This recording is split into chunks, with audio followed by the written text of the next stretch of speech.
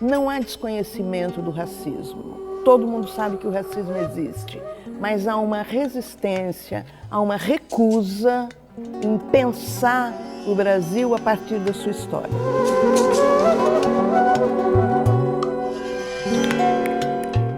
Porque, historicamente, a nossa relação de dominação, de expropriação das terras, de genocídio. Foram 500 anos de massacre, de racismo, preconceito e que continua ainda. Quer dizer, práticas que vão reproduzir, em última análise, esse processo de gênese da violência estrutural que formou a identidade latino-americana e que tem como base a anulação direta e real da vontade do outro. Ao mesmo tempo que esta outra população chegava como mão de obra, como trabalhador escravo. Cada 10 anos da história do Brasil, 7 anos foram vividos sob o regime de escravidão. Cerca de 100 etnias negro-africanas foram trazidas durante aqueles 3 séculos e meio. Não é possível pensar o Brasil se a gente não pensar que ele foi fundado na violência, fundamentalmente na violência contra negros e indígenas. Entre o extermínio absoluto e a sutil colonização cotidiana que a gente dá nos mais diferentes passos e olhares, existe toda uma gama de coisas. E a psicologia, infelizmente, já foi e ainda é usada para essas formas de controle social.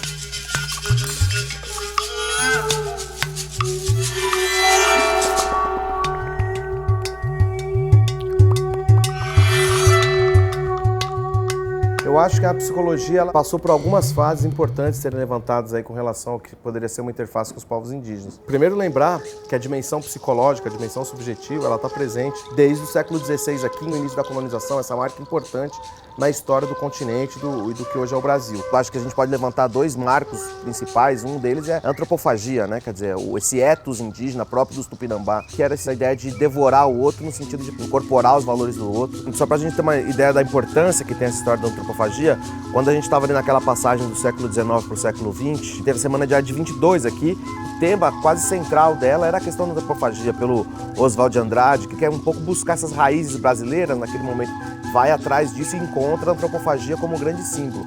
Então é uma coisa bastante central no que a gente pode chamar de uma psicologia do povo brasileiro, né? Num segundo momento, também é importante ressaltar a história do imaginário nacional, quer dizer, a construção do imaginário nacional passa diretamente pela questão dos povos indígenas, né?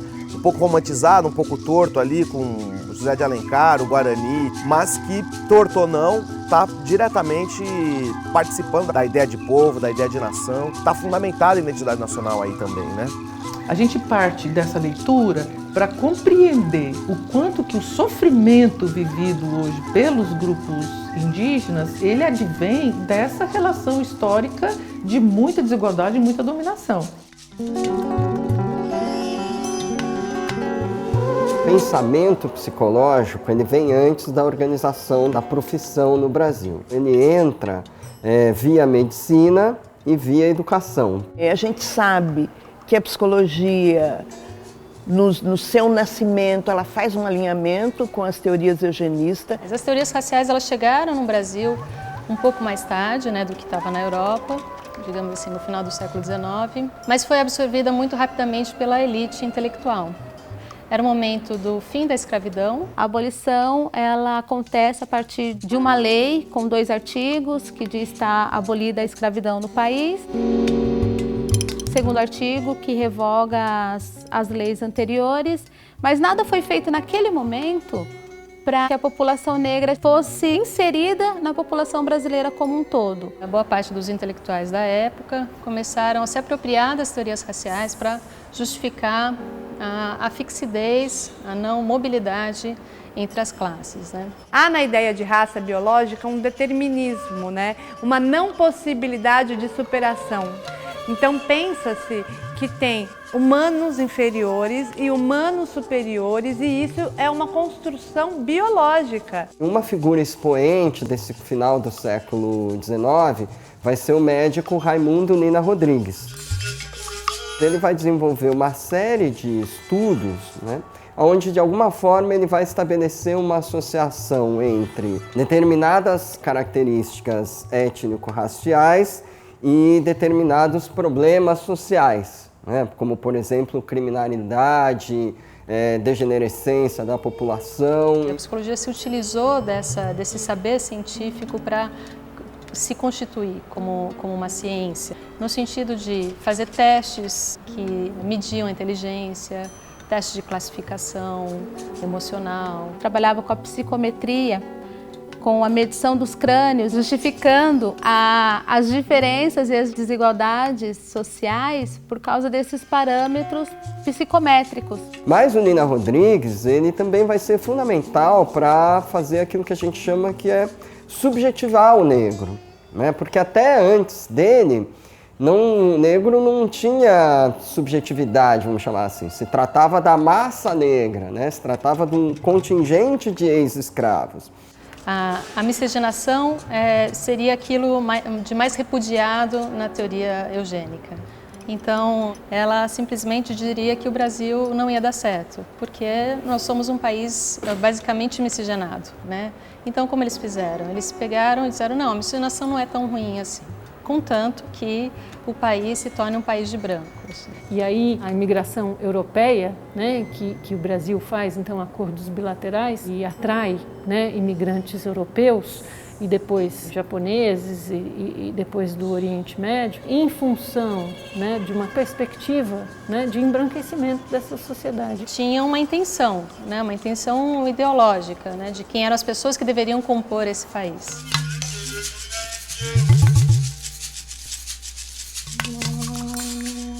Você vai ter no começo do século XX muitos intelectuais que vão se dedicar à psicologia. A psicologia também se funda nos estudos das relações étnico-raciais, porque os primeiros cursos de psicologia social no Brasil são oferecidos por pessoas que estão ligadas ao estudo dessa temática. Então você vai ter aqui em São Paulo o médico Raul Brickett, depois você vai ter o Arthur Ramos, discípulo do Nina Rodrigues. E todos esses intelectuais, eles estão envolvidos e fascinados com o universo da cultura negra, com a produção cultural afro-brasileira, mas, sobretudo, com a religiosidade do afro-brasileiro. Depois de 20, na década de 30, a ideia de cultura, né, começa a prevalecer sobre a ideia biológica e hereditária. Então, fatores econômicos, sociológicos, começam a fazer parte daquilo que é a ideia de classificação dos povos. E aí, o maior representante disso no Brasil é o Gilberto Freire, que bebe no Franz Boas, que é um culturalista, e traz para o Brasil essa ideia de que não existe raça biológica, mas existe culturas inferiores e superiores. E a partir dessa ideia de cultura, ele fala, eu tenho que valorizar a miscigenação. Mas de uma forma muito hierárquica, né? No caso da Grande Senzala, ele fala muito das amas de leite, do afeto ou da própria sexualidade do homem branco que se inicia com essas mulheres, né, escravizadas, que no fundo são estupros, né? E aí ele vai montando essa ideia de que todo mundo responde, nosso Brasil miscigenado, nosso lindo Brasil de mistura das raças, né? E sem mostrar a violência que teve, né? A mistura da raça se inicia com uma sessão de estupro das mulheres negras, né? Uma limitação desses estudos feitos no período de 30 até 50, não é? É que eles se limitam apenas a descrever a ocorrência do preconceito racial operando, né? Mas eles produzem muito pouco conhecimento sobre aquilo que a gente poderia fazer para promover a igualdade étnico-racial. Após o término da Segunda Guerra Mundial, o mundo está chocado com o que o ser humano foi capaz de produzir, né, a partir dessa ideia de raça.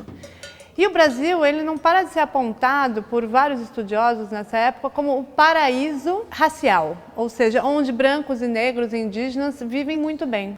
E aí o projeto Unesco tem a intenção de tentar entender que tipo de relação se construiu aqui e por que as relações raciais brasileiras, elas são harmoniosas. Em 1955, então, sai o livro dos resultados desse estudo da Unesco em São Paulo, organizado pelo Roger Bastide e Florestan Fernandes, com a participação da Daniela Ginsberg e a Virgínia Leone Bicudo. A surpresa é que nenhum dos pesquisadores do projeto Unesco conseguiu dizer que havia harmonia racial. A derivação desses estudos, né, ela irá ajudar a destruir a ideia de que no Brasil não haveria preconceito. E o que é o mais importante? É pensar que nessa época se descobre que o racismo ele não é apenas o legado da escravidão como colonização, mas até hoje tem algo que legitima diariamente o racismo brasileiro.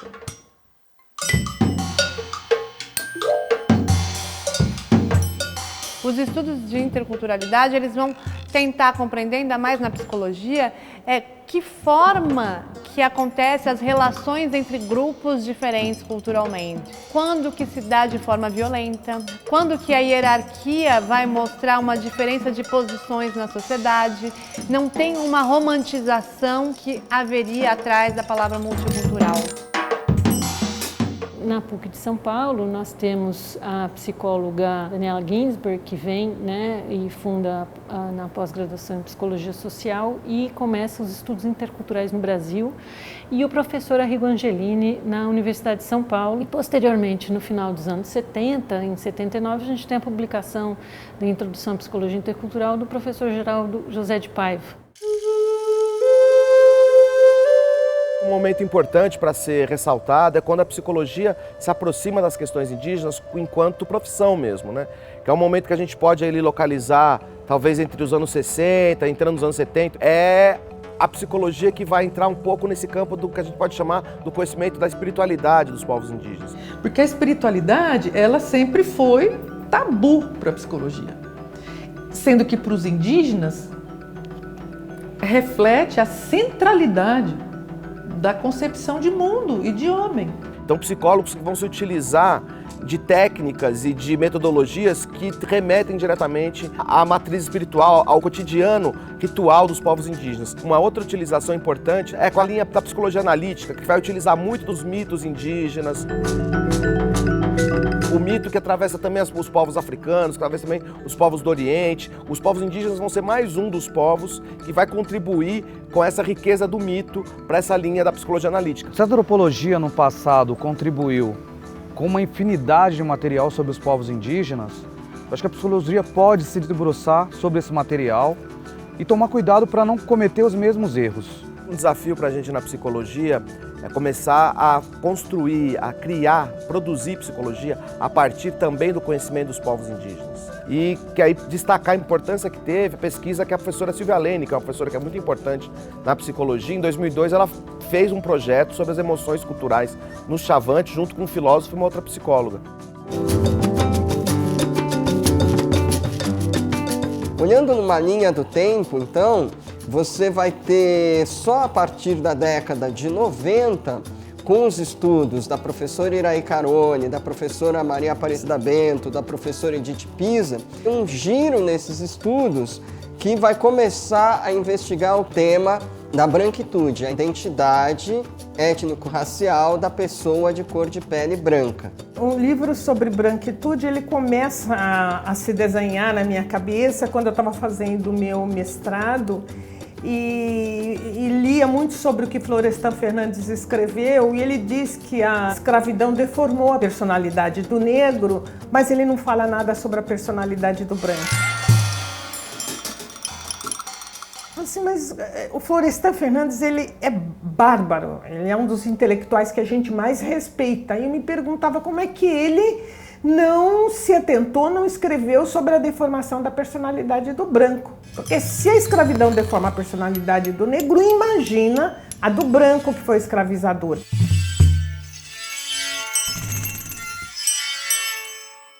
E as pessoas não gostavam muito dessa discussão, né? Porque ele é muito respeitado no movimento negro, nos territórios progressistas, e eu respeito ele, mas eu só pensava, se um cara dessa envergadura, com essa visão que o Florestan Fernandes tinha, não consegue ver o lugar do branco nas relações raciais brasileiras, a gente precisa prestar atenção nisso.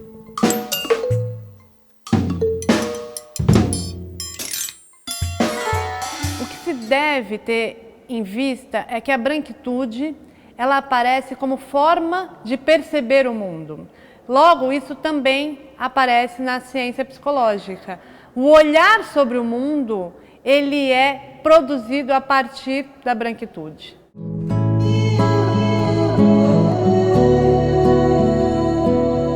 Em tempos mais contemporâneos, o sistema Conselhos de Psicologia rapidamente respondeu a esta demanda colocada pela sociedade de pensar as relações étnico-raciais e se organizou, produziu conhecimento, produziu normativas e portarias para lidar com isso. Um momento importante foi quando a Comissão Nacional de Direitos Humanos, coordenada por Marcos Vinícius de Oliveira, pautou a questão racial e a discriminação racial. A nossa orientação política foi de discutir a subjetivação do preconceito na forma de sofrimento, o que gerou uma das campanhas mais bonitas do Conselho Federal em todos os tempos.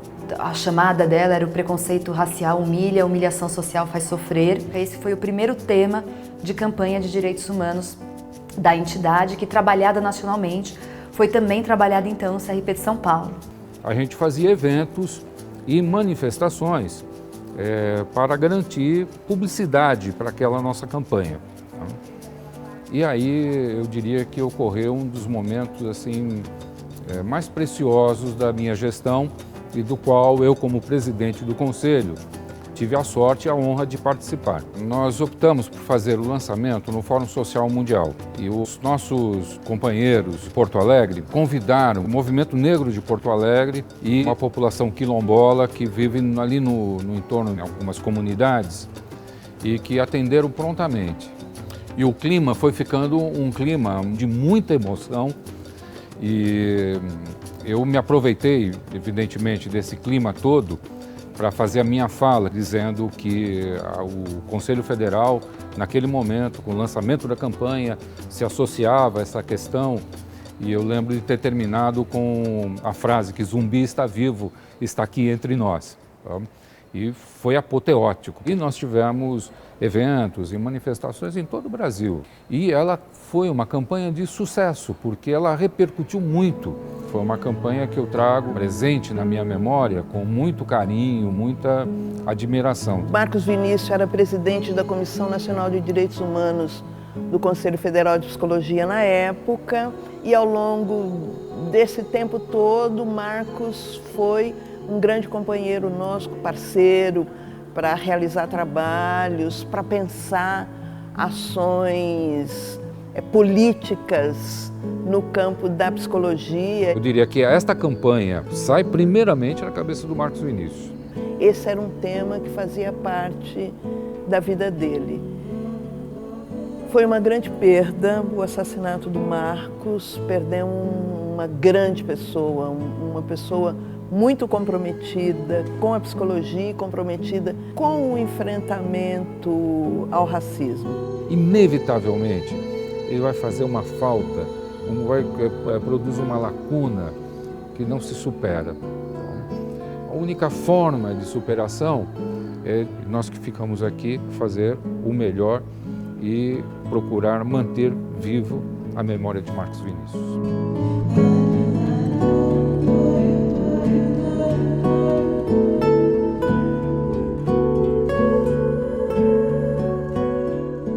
Depois que a campanha foi aprovada, o representante do CRP de Brasília, Edmar Carusca, me procura e diz: Jesus, que tal a gente fazer o texto de uma resolução? Porque aí a gente amarra. Além de ter a campanha, a gente também tem uma resolução que possa orientar a categoria. E a gente, assim, fez o primeiro texto, ou o texto inicial dessa resolução 018, que foi encaminhada para o CFP e depois de trabalhada foi publicada ainda esse mesmo ano de 2002. Uma resolução importante que marca a necessidade como princípio ético da atuação profissional, o compromisso com o combate ao racismo, né, o enfrentamento ao racismo como um princípio ético do exercício profissional. De maneira bem sucinta, ela diz que o profissional da psicologia ele não pode nem promover o racismo, nem ser conivente com eles.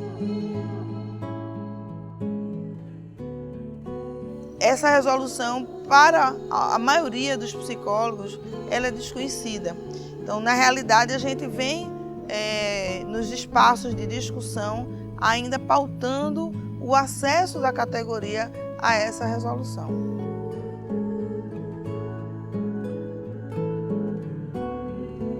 Os povos indígenas, né, de maneira geral, lá em 2004, por meio do CIMI, o Conselho Indigenista Missionário, chamaram a psicologia e falaram: nós estamos com um problema aqui. Como é que vocês vão ajudar a gente a resolver o problema? E logo em novembro teve um primeiro seminário Subjetividade de Povos Indígenas, promovido pelo Conselho Federal de Psicologia. Então a gente ficou lá esses 3 dias escutando as histórias e participando de rodas, de debate, de troca. Foi muito impactante. E eu voltei com essa missão de tocar no estado de São Paulo o que naquele momento a gente entendia como a aproximação da psicologia às questões indígenas.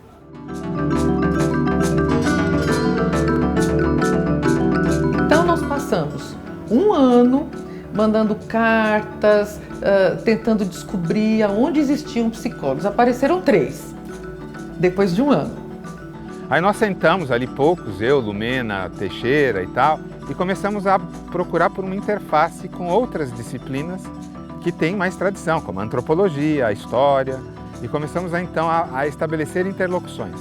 Aí você mergulha e institucionaliza, digamos assim, dá esse contorno mais institucional para a preocupação da psicologia enquanto ciência e profissão em relação direta com as populações indígenas. Em 2006 para 2007 é que a gente conseguiu formalizar o grupo de trabalho dentro da estrutura do CRPSP. E aí realizamos um evento, 2 eventos, se não me engano, em 2007, no contexto multiprofissional, e aí materializou-se um grupo de trabalho que começou a fomentar eventos. Desde então a gente conta com a parceria e a produção conjunta dos antropólogos, inclusive no próprio grupo de trabalho. A gente sempre teve a antropóloga Vanessa Caldeira conosco, que foi uma parceria fabulosa. Sem ela a gente não teria caminhado como caminhamos.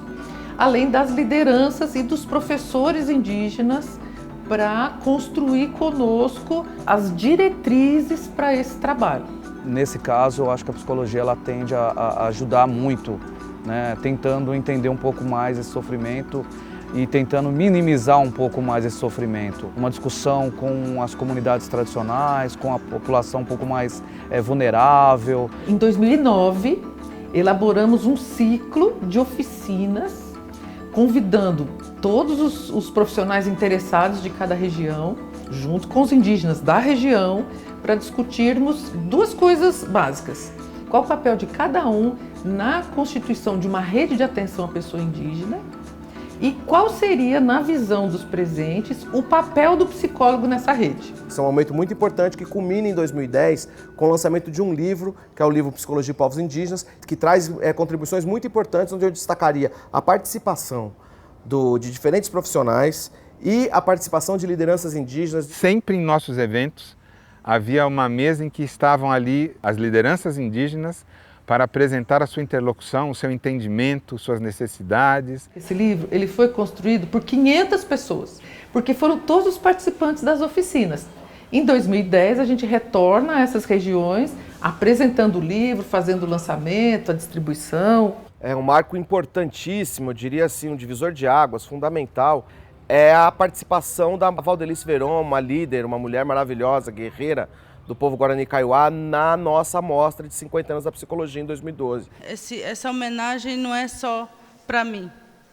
Essa homenagem também são para as pessoas, para os caciques, que tombaram na luta pela sobrevivência, que tombaram na luta pela vida do povo indígena Guarani Kaiowá no Mato Grosso do Sul. E hoje nós estamos construindo um diálogo intercultural, um diálogo de conhecimento junto com a psicologia. A partir desse momento, a gente entende que a psicologia deve estar ao lado dos povos em luta por território, não só dos povos indígenas, como de todos os povos em luta por território. Se no primeiro momento a gente teve como referência aquelas demandas iniciais dos indígenas aldeados, no decorrer do processo, a gente foi incluindo também as demandas dos indígenas em contexto urbano. Eu, como articulador dentro da cidade de São Paulo, percebo que muitas vezes, né, a gente acaba sendo um emigrante dentro do próprio país. É como se você estivesse chegando para um país que não é seu.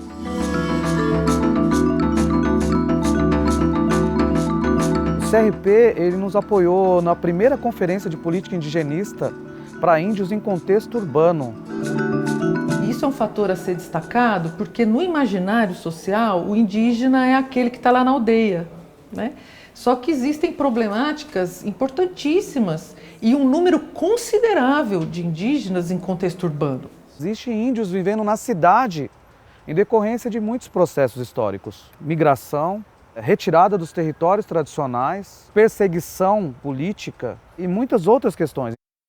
A partir do momento em que as áreas urbanas vão reconhecendo a presença dos seus indígenas, a questão indígena ela vai se impondo como uma área necessária para a construção de respostas enquanto políticas públicas, respostas enquanto compromissos ético-políticos.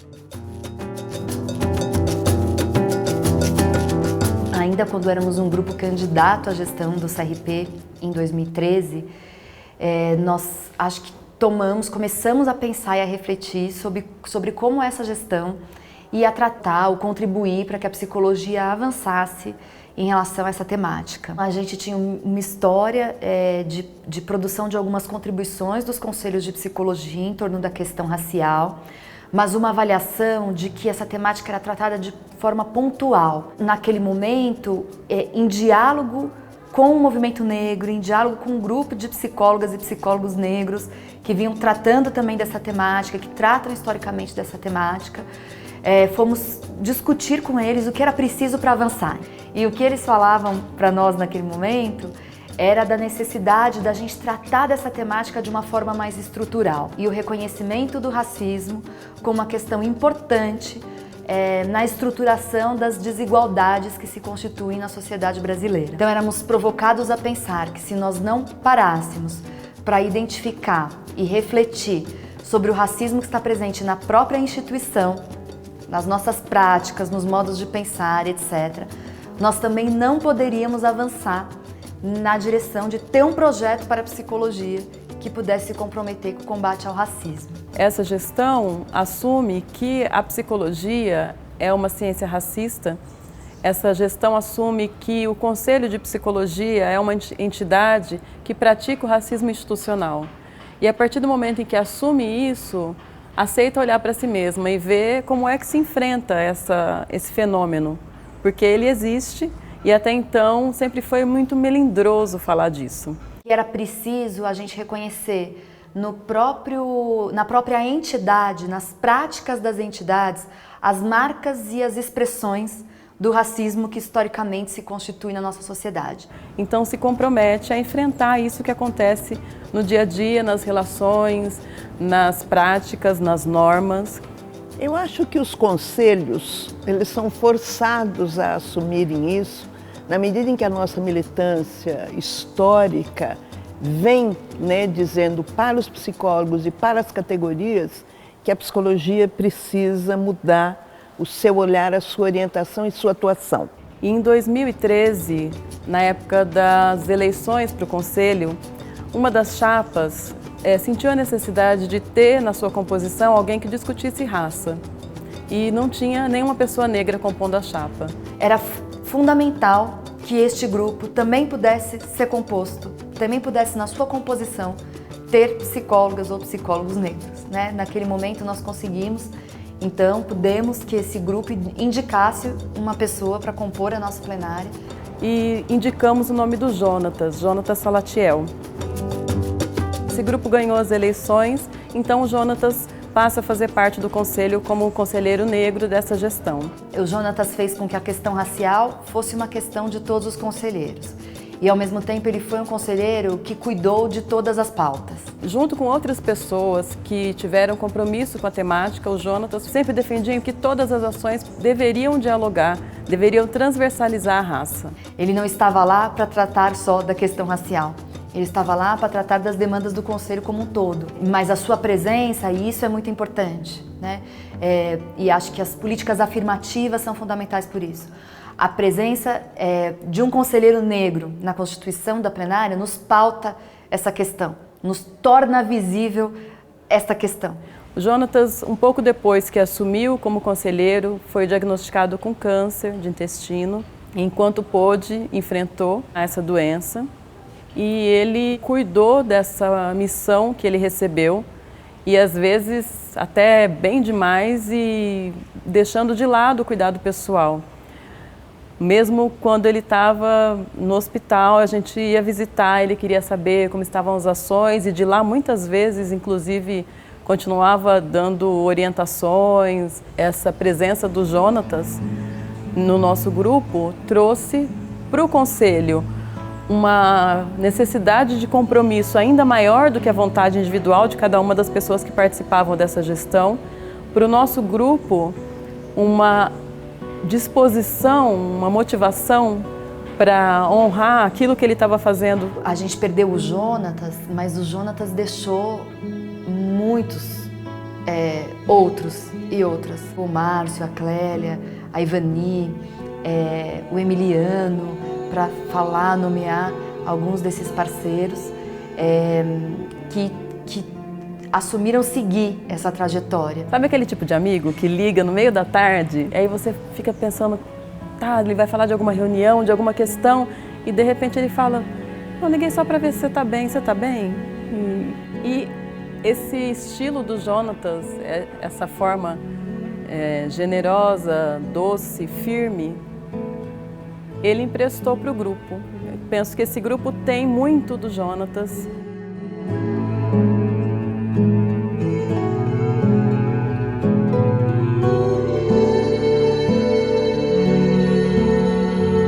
Ao lado de vários núcleos temáticos que trabalham temáticas como a educação, a saúde, o trabalho, sexualidade e gênero, nós decidimos constituir um núcleo que chamamos Núcleo Terra, Raça e Etnia, com a ideia de ter então um coletivo de gestores, conselheiros e colaboradores do CRP de São Paulo, especialmente voltado a essa temática e que pudesse não só promover ações em relação à questão racial, mas provocar os outros coletivos e outros núcleos do CRP a trabalhar essa questão. Era a gente poder não só tratar da questão racial como uma questão ao lado das outras questões da psicologia ou da sociedade, mas tratar o racismo como uma questão transversal a todas as questões da psicologia, a todas as questões que, em sendo questões que preocupam a sociedade, devem preocupar também a psicologia. Nós estamos aqui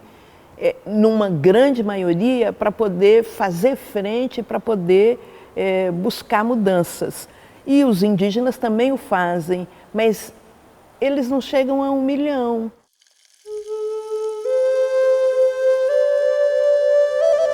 Num país que tem mais de 200 milhões de pessoas.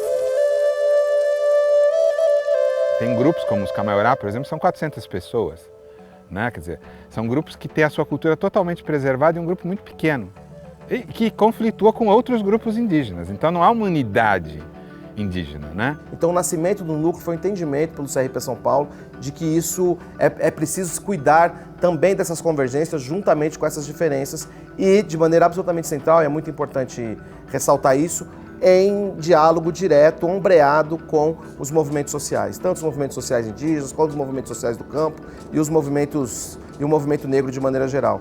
E talvez seja este lugar que nós ocupamos, uma possibilidade de manutenção do diálogo existente entre a ciência e essas diferentes culturas. Uma psicologia que quer trabalhar e quer contribuir com a garantia de direitos à população indígena e que quer garantir também à população negra esta garantia de direitos no horizonte de uma sociedade igualitária, democrática, precisa reconhecer especificidades desses dois campos. E o CRP de São Paulo, por exemplo, tem feito campanhas em discussões novas.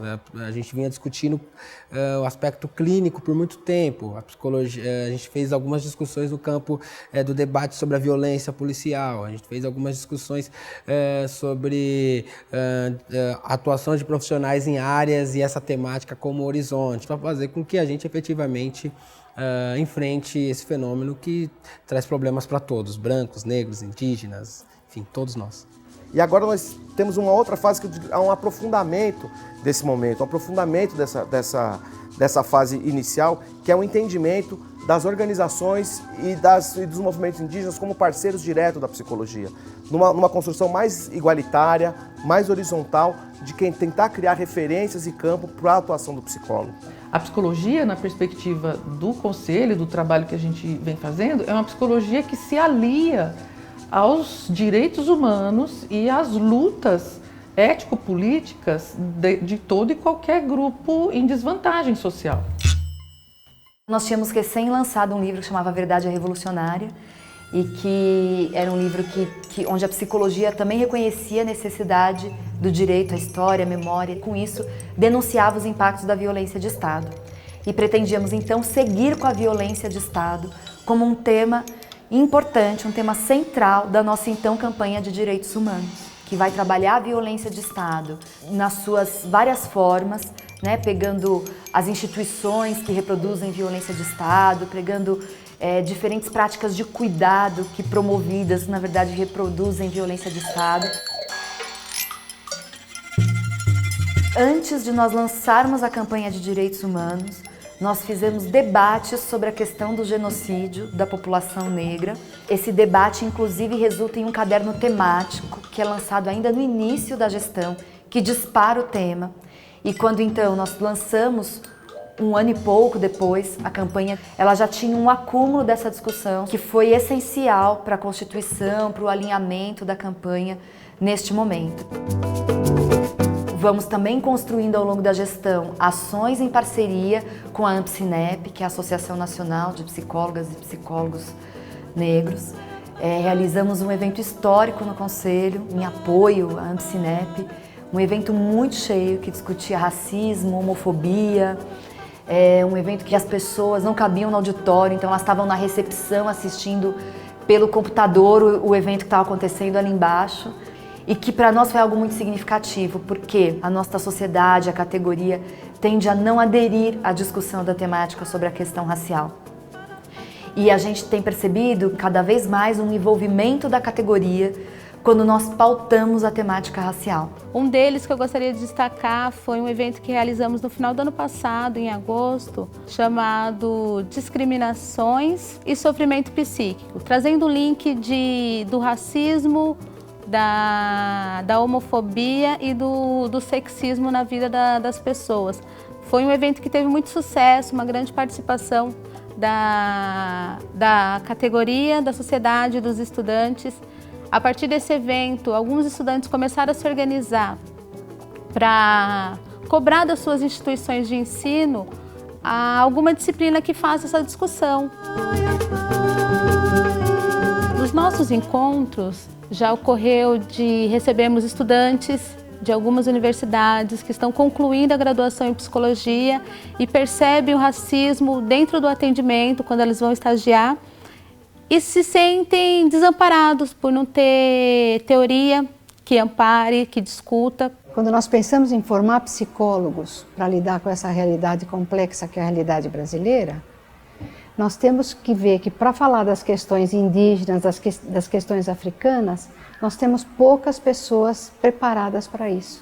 Nós temos que incentivar um preparo de agentes capazes de realizar essa tarefa. Uma mulher estava sendo atendida por um estagiário de psicologia e ela chega a relatar para ele: olha, eu não consigo falar do meu racismo para você porque você é um homem branco. Quando essa situação, esse relato foi levado para a sala de aula para discutir com professores, entender como que poderia proceder esse atendimento, o professor teve uma análise dizendo que quem era racista era a moça, a mulher negra que não conseguia conversar com o estagiário de psicologia branco. ouvindo isso em sala de aula, essas alunas vêm até a gente e falam, vem pedir ajuda, olha, a gente tô vendo que não está certo, eu sinto que não é legal, mas eu não consigo dizer o porquê. Então, levamos para a sala de aula uma discussão que diz da pessoa que não consegue falar do racismo para uma pessoa branca, ela está denunciando um grau de sofrimento tão amplo que faz com que ela congele, que ela não consiga mais interagir com as pessoas. E isso não necessariamente significa que essa pessoa seja racista. Quer dizer, não é que você tem que ter um teste psicológico específico, uma entrevista específica para os negros. É que você tem que prestar atenção, que você está numa sociedade racista, então o profissional tem que prestar atenção sabendo que o viés racial está sempre presente lá e cá. Essa é a diferença. Entendeu? Não é que você tem que ficar montando programas específicos para negros. Porque isso seria colocar o negro numa condição de um sujeito que precisa de algo específico para ele. Não. Ele precisa ser tratado como sujeito de direito e como sujeito que não quer mais ser violado ou violentado. O psicólogo ele não precisa reinventar a roda. O que essas populações, no caso a população negra, precisa é de escuta. É ser sensível, é ter escuta, é ler, é preciso formação, é preciso conhecer a história. A ferramenta mais importante que o psicólogo tem na sua formação, e isso ele tem na sua formação, que é a escuta ativa. Como é que eu escuto essa pessoa que está na minha frente? Que interesse eu tenho por ela? E que possibilidades, a partir deste interesse, do meu desconhecimento de quem é este outro, de construir uma relação que me permita dialogar com ele. Ou seja, não se trata do psicólogo fazer pelos indígenas, mas de se colocar ao lado dos indígenas como um apoiador e um estimulador, um fortalecedor, né? Um catalisador de processos que sejam autenticamente daqueles coletivos. Entendendo que aquele grupo, que aquela pessoa é radicalmente diferente de mim e que isso deve despertar no psicólogo o interesse por conhecer isso. Se não houver esse interesse, é quase que impossível uma intervenção que preserve os direitos e que reconheça a riqueza que está presente ali. Essa eu acho que é uma das coisas mais bonitas e mais difíceis da gente conseguir fazer nessa interlocução com os povos indígenas, com os grupos raciais que convivem na sociedade brasileira. A importância, né, de nós vermos e sermos humildes, né, no sentido de aceitarmos a nossa ignorância. Atender e acolher faz parte da nossa obrigação enquanto profissionais, faz parte da nossa prática profissional. Precisamos reconhecer que o sofrimento humano, ele independe da cor da pele. A gente termina a gestão de verdade, com muitos colaboradores, com muita gente transitando nessa gestão do Conselho, que são psicólogas e psicólogos negros, que são parceiros, que são identificados com esse projeto, que fizeram essa gestão, que estiveram junto em diferentes momentos. E isso é muito bacana, é muito bom. Acho que a gente vai para um outro momento agora com esse acúmulo. Acho que a garantia de que essa porta continua aberta, nessa construção constante, importantíssima, que o Sistema Conselhos, e no caso o CRP São Paulo, tem feito na interlocução entre essas sociedades, entre esses saberes. Isso é o que a gente tem como ideal e como mote, que esse não seja um projeto de uma ou outra gestão, mas que esse seja um projeto da psicologia. No século XXI, a psicologia, enquanto ciência, enquanto profissão, joga um papel decisivo para a promoção da igualdade étnico-racial. E nós esperamos que no próximo Congresso Nacional da Psicologia, como resultado dessa trajetória que nós fizemos no Conselho, essa temática apareça de forma mais contundente, apontando os projetos que devem as novas gestões do Conselho encabeçar, levar adiante, produzir, fazer avançar. Qual é o nosso lugar para tornar o Brasil um país mais democrático, um país para todos, de verdade, né? Então, a psicologia tem um lugar? Tem sim um lugar, e a gente precisa construir juntas, este lugar. Agora cabe a gente, profissional de psicologia, pensar o que faremos com isso.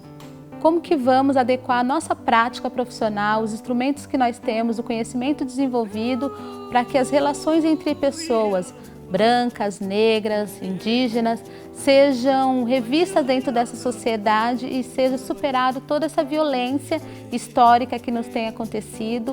Outro dia eu vi um meme no Facebook muito emocionante. Diz assim, que no Brasil todo mundo tem sangue de índio.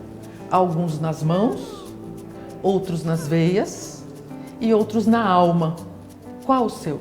E nesse caminho nós vamos encontrando pessoas sensíveis, pessoas comprometidas com a mudança, com a democracia, com um país que possa acolher a todos, e com isso a gente vai também conseguindo com que a psicologia e os conselhos regionais de psicologia possam incorporar o enfrentamento ao racismo como uma causa que também é deles.